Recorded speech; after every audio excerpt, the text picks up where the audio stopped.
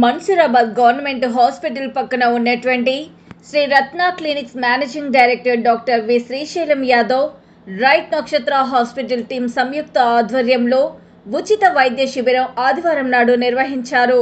ముఖ్య అతిథులుగా BRS party మాజీ division president Pochavaina Jagadish Yadav, BRS party రాష్ట్ర నాయకులు Jakkadi Raghuveerareddy, JM group CMD Jakkula Mallesh Yadav పాల్గొని శిబిరాన్ని ప్రారంభించారు.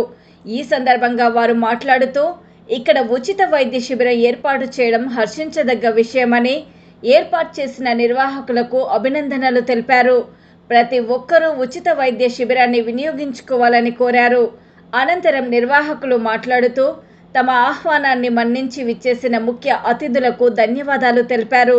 ఈ క్యాంపులో డాక్టర్ కన్సల్టేషన్, షుగర్ పరీక్షలు, రక్తపోటు చెకప్లు, ఎత్తు, బరువు చెకప్, ఉచితంగా మందులు పంపిణీ చేశారు.